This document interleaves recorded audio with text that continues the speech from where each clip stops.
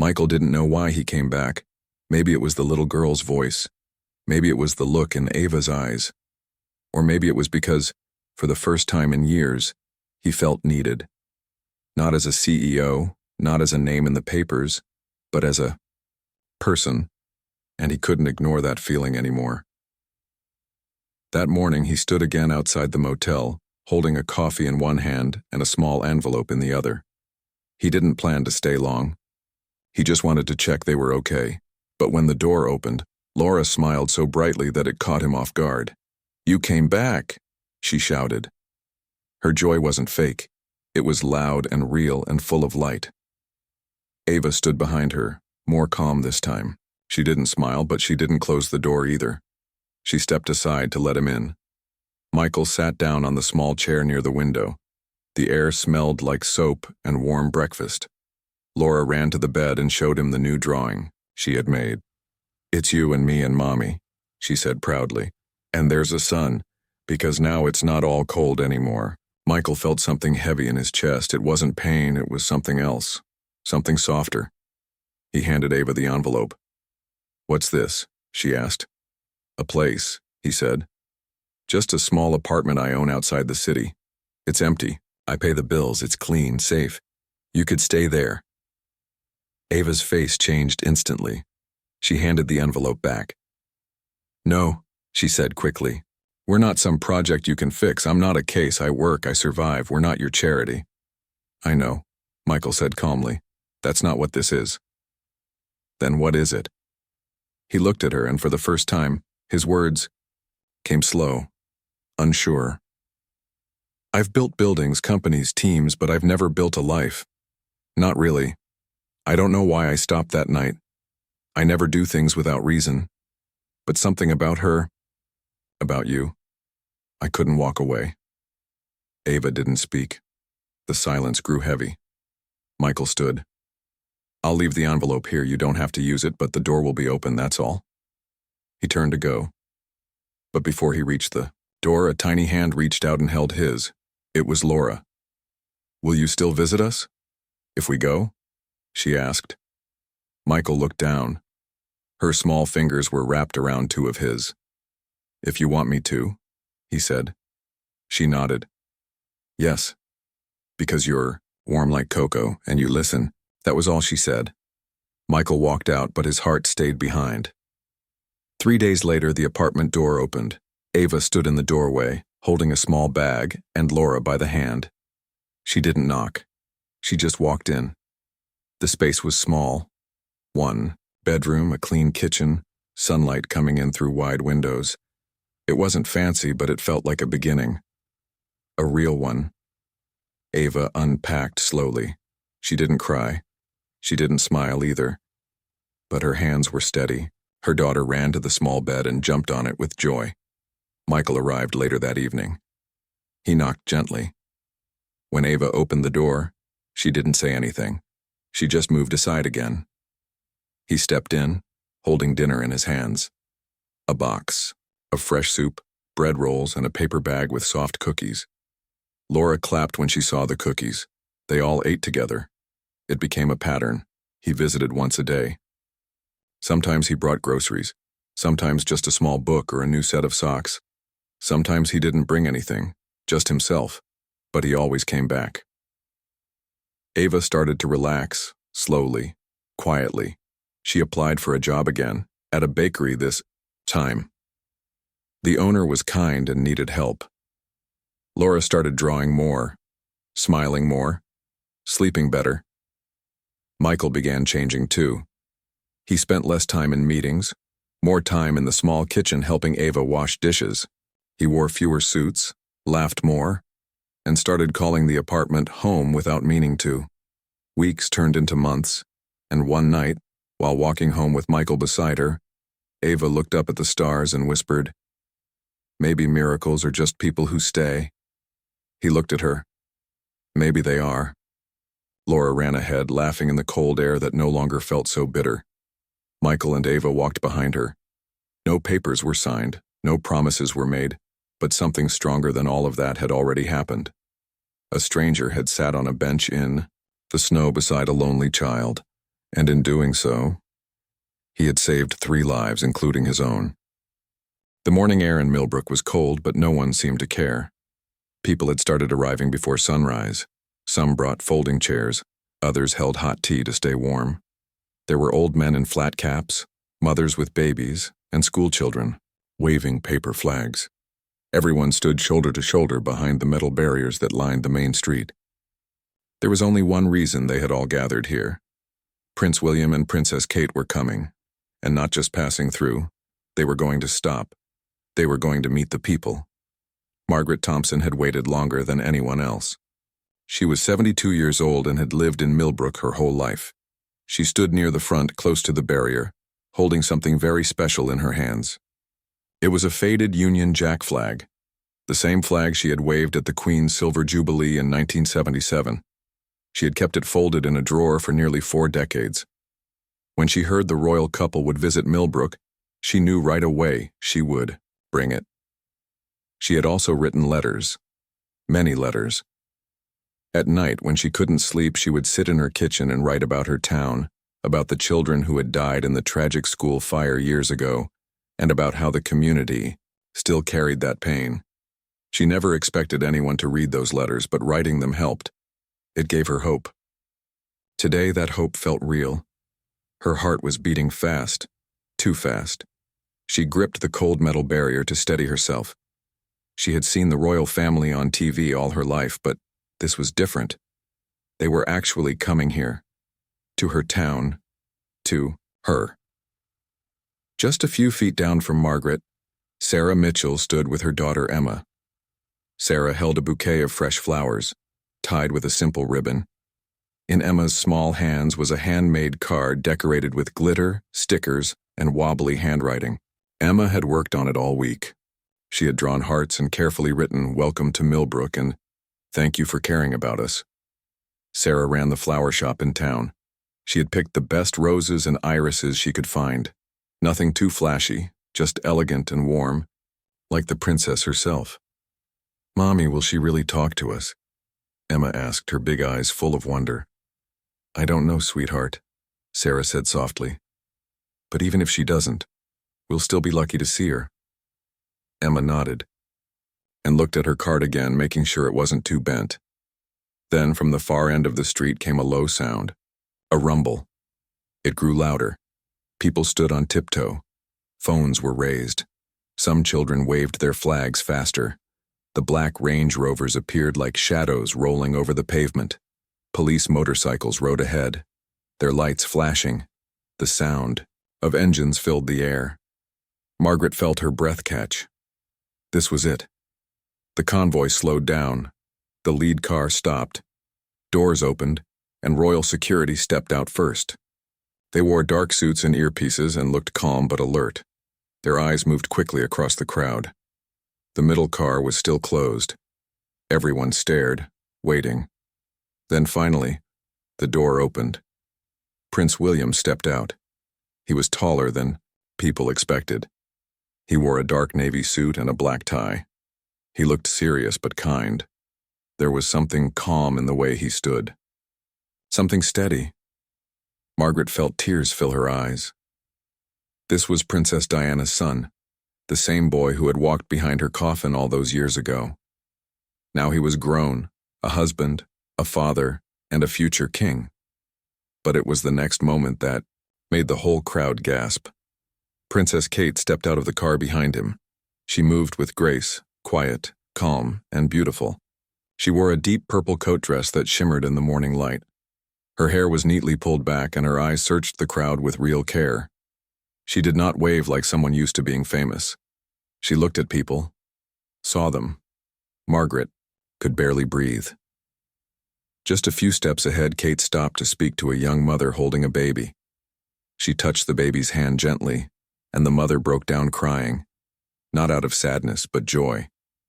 The princess said something that made the mother smile again. People nearby were whispering how kind and calm Kate looked. Some even cried just from watching. Margaret's knees felt weak. The princess was now only 10 feet away. 10 feet. After everything After all the waiting, all the letters, Princess Kate was here, not on TV, not in a magazine, right in front of her. And she was getting closer. Margaret could hardly believe it. Princess Kate was now only a few steps away. The crowd was quiet, almost holding its breath. People had their phones out, but no one was shouting. Everyone was watching with wide eyes and full hearts. The princess had just finished speaking to a young mother and her baby. Kate had touched the baby's small hand so gently that even people standing far away could feel the warmth of it. The mother had cried, not out of pain, but out of joy. Deep, emotional joy. It was something special, something real. Margaret's heart was beating so fast she felt it in her ears. Her hands were shaking as she held her old Union Jack flag close to her chest. She looked at the princess's coat dress again. It was the most beautiful thing she had ever seen. It shimmered in the morning light and fit the princess perfectly. Everything about Kate seemed so calm and kind. She wasn't just beautiful, she was glowing. Not in a showy way, but in a way that made people around her feel seen and loved. Behind Princess Kate, Prince William was talking to a group of teenage boys. One of the boys was holding a football. William took it in his hands, asking questions about their local team. He laughed with them, nodded as they spoke. Margaret could see the boys' faces light up. They couldn't believe the future king was actually listening to them. Not just smiling and nodding, but really listening. Margaret watched this with tears in her eyes. William reminded her of his mother, Diana. She had been the same, kind, warm, close to the people. Then Princess Kate turned toward Margaret's part of the crowd. For a moment, their eyes met. Margaret felt something powerful pass between them, a feeling that only lasted a few seconds, but felt like it froze time.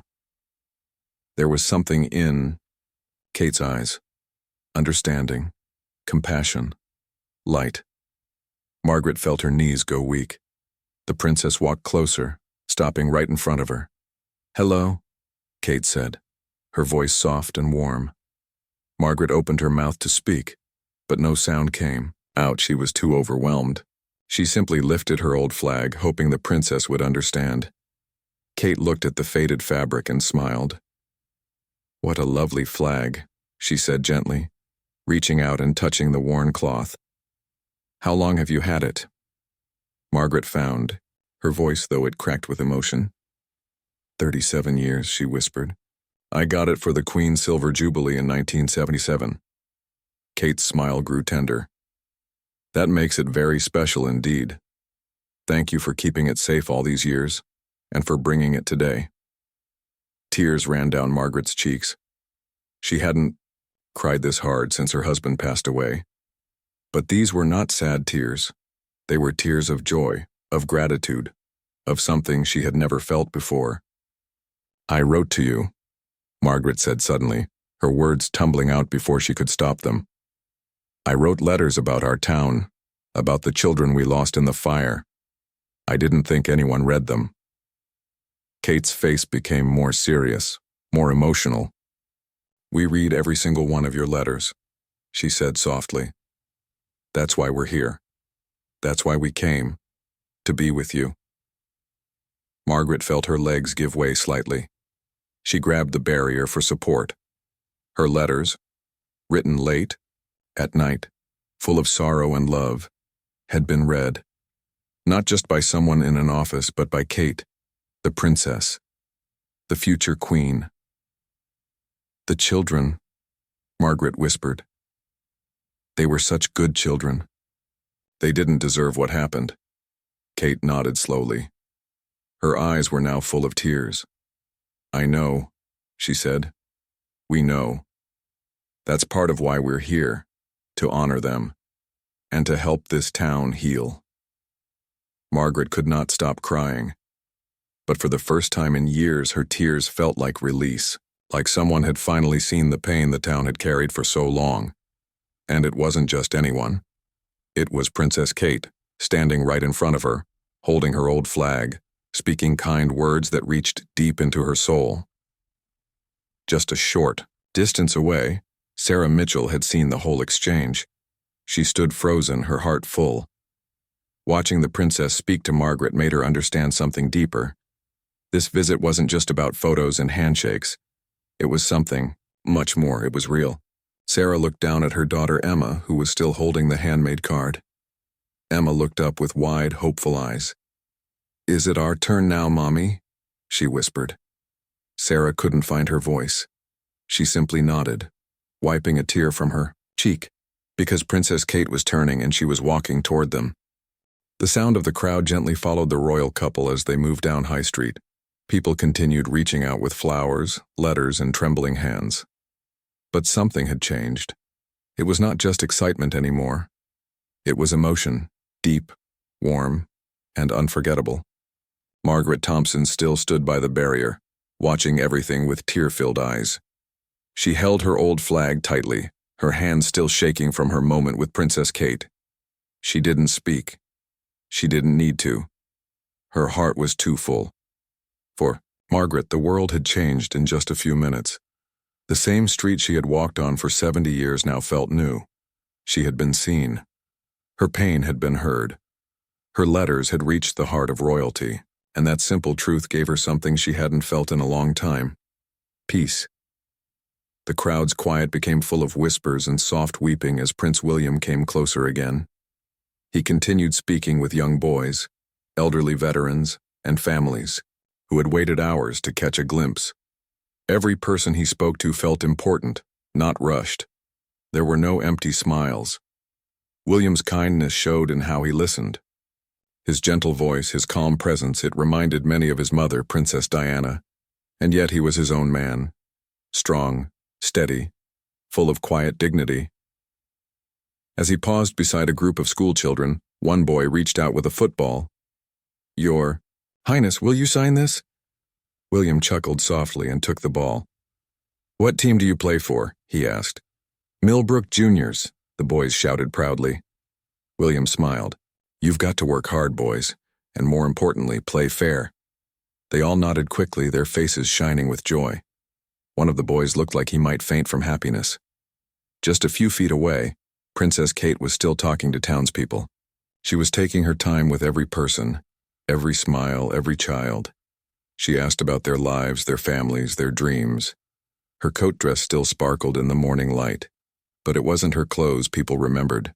It was her heart. 20 feet away, a woman named Grace watched with her hand over her mouth. She had not planned to cry. She had only come to watch from a distance. But now she was crying without shame. She wasn't the only one. Old men wiped their eyes. Teenagers fell silent. Even the reporters standing along the edge of the street held their cameras more carefully now, as if capturing something sacred. The black cars waited at the far end of the road, shining in the light. The time was coming to say goodbye. But no, one rushed it. Everyone was lost in the moment. No one looked at their watches. Back near the start of the walk, Margaret looked around at the faces of her neighbors. For once, the town didn't feel broken. The sadness that had been buried for years, about the fire, about the children lost, about the wounds no one spoke of, felt like it had been touched, not fixed, but noticed. And somehow, that mattered more than anything. As Kate and William made their way back toward the cars, they paused once more to wave. The sound of gentle cheers rose through the crowd, mixed with tears and smiles. Emma, still holding Sarah's hand, waved with all her strength, her small fingers stretched wide. Princess Kate saw her. She pointed, smiled, and waved back. Emma turned to her mother, eyes full of light. "She waved at me, Mommy." "She did, sweetheart," Sarah whispered, kissing the top of her daughter's head. She really did. The royal couple reached their car doors. But before they stepped inside, they turned back one last time. William raised a hand and Kate nodded with a soft smile as if to say, "Thank you." It was a silent goodbye, but it felt more personal than words. The engine started. The convoy began to move slowly down the road. No one rushed away. People stood quietly, watching the cars disappear into the distance, holding on to every second. Margaret didn't move. She stood perfectly still, her flag pressed against her chest. The wind picked up gently, blowing through her white hair. Her eyes followed the black vehicles until they were gone. Then she turned to Sarah and Emma, who were still standing nearby. Their eyes met. Nothing needed to be said. They all felt it. This day had changed them, not because they had met royalty, but because they had been seen, heard, and remembered. A card from a little girl, a letter from an old woman, a bouquet from a florist. All of it had been accepted with love. And in the heart of Milbrook, a royal visit had become something far more powerful. It had become a moment of healing, a moment of hope, a moment they would carry for the rest of their lives.